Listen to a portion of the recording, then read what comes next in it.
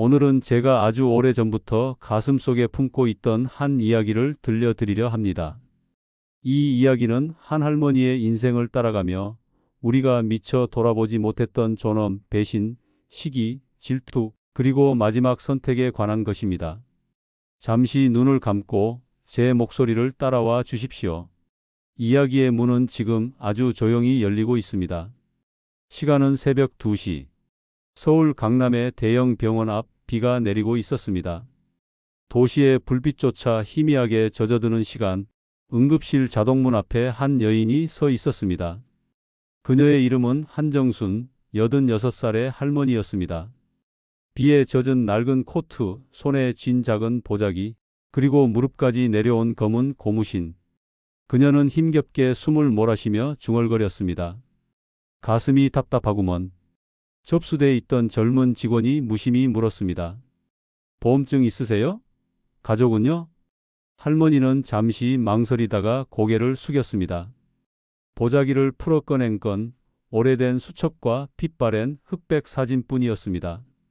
직원은 얼굴을 찌푸렸습니다. 보험 없으면 곤란한데요? 보호자도 없으시다면서요? 뒤에서 대기하던 사람들의 한숨이 겹쳤습니다. 아이 참 빨리 좀 해요.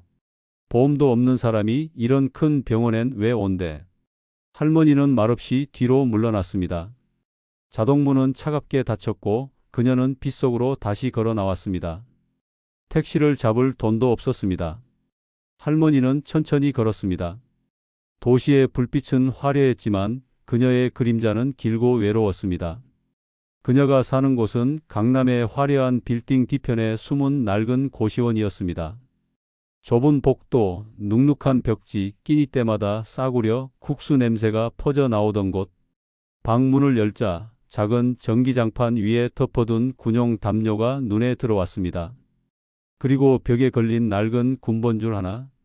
할머니는 군번줄을 잠시 바라보다가 작은 목소리로 읊조렸습니다. 이놈의 팔자야 죽어라 고생만 하고. 책상 위에 놓인 흑백 사진. 젊은 시절의 할머니와 군복을 입은 남편이 함께 웃고 있는 모습. 그 옆에는 어린 두 아들이 서 있었습니다. 그러나 사진 속의 미소는 오래전 사라진 지 오래였습니다. 남편은 젊은 나이에 세상을 떠났고 자식들은 어느 순간부터 연락을 끊었습니다. 처음엔 찾아왔지만 가난과 병, 빚더미 속에서 짐이 된 어머니를 외면하고 말았습니다. 할머니는 사진을 꼭 쥐며 속삭였습니다. 그래도 내가 지켜낸 게 너희 목숨 아니었니? 내 젊음을 다 바쳐 너희를 살린 건데 이제 와 왜 나를 모른 척하니? 그 목소리는 젖은 장판 위에 흩어져 사라졌습니다. 다음 날 아침 할머니는 고시원 복도를 걸었습니다. 이웃방에 사는 젊은 사람들은 그녀를 흘끗 보곤 수군거렸습니다. 저 할머니 또 병원 갔다가 쫓겨났다던데? 에이, 보험도 없고 돈도 없는 노인이 무슨 큰 병원 타령이야. 우리 방세는 꼬박꼬박 내시나 몰라. 그 말에 할머니는 아무 대꾸도 하지 않았습니다. 다만 더 작게 웅크려 자신의 방으로 돌아갔습니다. 밤이 되면 할머니는 라디오를 켰습니다. 작은 전파 속에서 흘러나오는 DJ의 목소리는 세상에서 유일하게 그녀와 함께하는 친구 같았습니다. 여러분, 오늘도 하루 잘 보내셨나요? 혹시 외로운 밤을 보내고 계신 분이 있다면 이 목소리가 작은 위로가 되기를 바랍니다. 할머니는 눈을 감고 라디오를 가슴에 안았습니다. 그리고 혼잣말처럼 중얼거렸습니다. 그래, 너라도 있어서 다행이구나. 아무도 몰랐습니다. 그 평범하고 초라한 할머니가 사실은 전쟁 때 수많은 사람의 생명을 살린 간호장교였다는 사실을. 그녀는 포탄이 쏟아지던 야전에서 부상병을 지켜내기 위해 밤낮을 가리지 않았습니다. 손에 잡히는 붕대조차 없어 자신의 치마를 찢어 피를 막던 날들도 있었습니다. 그 시절 그녀는 영웅이라 불렸습니다. 그러나 전쟁이 끝나자 그녀의 삶은 너무도 빨리 잊혀졌습니다. 영웅이란 이름은 남자들에게만 돌아갔고 여자의 희생은 기록되지 않았습니다. 그녀는 그저 남편 잃은 가난한 과부가 되어 온갖 멸시와 고생 속에 살아야 했습니다. 며칠 후 할머니는 또다시 가슴이 답답해 병원을 찾았습니다. 이번엔 문턱을 넘었지만 검사비를 묻는 의사의 차가운 질문에 그녀는 말없이 고개를 저었습니다. 돈 없으면 곤란한데요. 최소한 보호자라도 부르셔야죠. 그 순간 할머니는 작게 웃었습니다. 보호자라 다 떠났는걸요. 그 웃음은 쓸쓸했고 응급실의 형광등 불빛 아래서 더 초라해 보였습니다. 여러분, 지금까지는 한 노인의 삶의 문 앞만 보여드렸습니다. 지금부터 본격적으로 그녀의 인생이 펼쳐질 것입니다. 젊은 시절의 뜨거운 희생, 그 속에서 피어난 시기와 질투, 그리고 지금까지 이어진 외로움의 이유. 이 이야기는 결코 단순하지 않습니다. 웃음도 있고 눈물도 있고 그리고 무엇보다 여러분을 멈춰 서게 할 반전이 기다리고 있습니다. 여러분, 이제부터 한정순 할머니의 지난 시간을 따라가 보겠습니다. 그녀가 왜 이렇게 홀로 남게 되었는지, 그리고 그 끝에 어떤 선택을 하게 되는지, 시간을 조금 거슬러 올라가 보겠습니다. 한정순 할머니가 아직 20살이 채 되지 않았던 시절, 그녀는 시골에서 나고 자랐습니다. 가난했지만 손재주가 좋아 동네 사람들의 상처를 치료해주곤 했죠. 정순이 손에만 맡기면 금세 낫더라. 마을 사람들은 그녀를 신뢰했습니다. 그러던 어느 날 전쟁이 터졌습니다. 마을은 순식간에 불바다가 되었고 수많은 사람들이 피를 흘렸습니다. 정수는 두려웠지만 도망치지 않았습니다. 부상당한 군인 곁에 무릎을 꿇고 맨손으로 피를 막아가며 소리쳤습니다. 여기 좀 도와주세요. 살려야 해요. 그녀의 눈빛은 두려움보다 결의에 가까웠습니다. 그 순간이 바로 그녀가 간호장교의 길로 들어서는 시작이었습니다. 야전은 늘 지옥 같았습니다. 총성이 멈추지 않았고 언제 포탄이 떨어질지 알 수 없었습니다. 정수는 밤낮 없이 뛰어다니며 부상병을 돌봤습니다. 붕대가 떨어지면 치마를 찢었고 약이 모자라면 들판에서 풀을 캐어 약재로 썼습니다. 간호장교님, 저 살 수 있겠습니까? 젊은 병사들이 그녀의 손을 붙잡고 묻곤 했습니다. 정수는 늘 이렇게 대답했습니다. 끝까지 포기하지 말아요. 내 손이 닿는 한 당신은 살 겁니다. 많은 병사들이 그녀 덕에 목숨을 건졌습니다. 하지만 그중 누구도 그녀의 이름을 기억하지 못했습니다. 전쟁은 그만큼 잔혹했고 희생은 곧 잊히는 법이었습니다. 그때 그녀의 곁을 지켜준 한 사람이 있었습니다. 젊은 장교, 이름은 박도연. 그는 정순에게 늘 따뜻한 말 한마디를 건네던 사람이었습니다. 정순 씨, 당신은 정말 강한 사람이요. 나는 언젠가 이 전쟁이 끝나면 당신과 함께 평범하게 살고 싶소. 정순은 그 말에 마음이 흔들렸습니다. 전쟁이 끝나면 꽃이 피는 마을에서 아이들과 함께 웃으며 사는 꿈. 그 꿈이 그녀를 버티게 했습니다. 그리고 마침내 전쟁이 끝났을 때 두 사람은 약속대로 결혼했습니다. 전쟁이 끝난 뒤 두 사람은 작은 집에서 소박한 가정을 꾸렸습니다. 첫째 아들이 태어나고 둘째 아들이 뒤를 이었습니다. 이제 전쟁도 끝났으니 우리 평생 행복하게 살자. 도연은 그렇게 말했지만 세상은 그들을 내버려 두지 않았습니다. 전쟁의 상흔은 깊었습니다.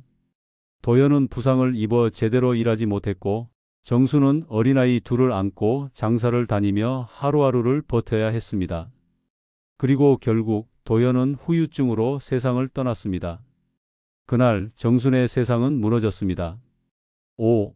홀로 남은 어머니. 29의 과부가 된 정순. 그녀는 두 아이를 위해 다시 일어섰습니다. 시장에 나가 장사도 하고 공장에 가서 밤새 바느질도 했습니다. 하지만 세상은 과부에게 관대하지 않았습니다. 동네 사람들은 수군거렸습니다. 저 집은 남자가 없으니 망한 집이지. 애들은 제대로 클까 모르겠네. 심지어 친척들마저 시선을 돌렸습니다. 내가 우리 집에 오면 밥 한 숟가락이 아깝다. 정수는 치를 떨며 마음속으로 다짐했습니다.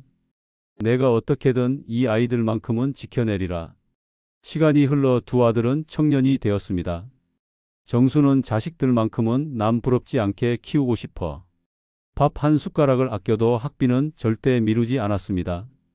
그러나 문제는 집안 안에서 터졌습니다. 형제 사이의 시기와 질투가 싹튼 것이었습니다. 첫째는 늘 동생을 질투했습니다. 엄마는 왜 동생만 감싸요? 나도 힘들어요. 둘째는 반대로 형을 원망했습니다. 형은 엄마한테 늘 대들기만 하잖아요. 나는 엄마 도와드리는데. 정수는 두 아들을 붙잡고 울었습니다. 애들아, 너희 둘은 내 목숨보다 소중하다.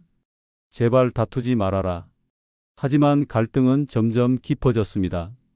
결국 첫째는 집을 나갔습니다. 엄마, 나 이제 내 인생 살 거야. 엄마한테 더 이상 얽매이고 싶지 않아. 둘째는 남아 어머니를 도왔지만 속으로는 원망을 키웠습니다. 엄마가 형만 챙겼잖아. 내가 다 떠안았으니 나중에 집은 전부 내 거야. 정수는 눈물로 밤을 지새웠습니다. 내가 바란 건 서로 사랑하며 사는 거였는데.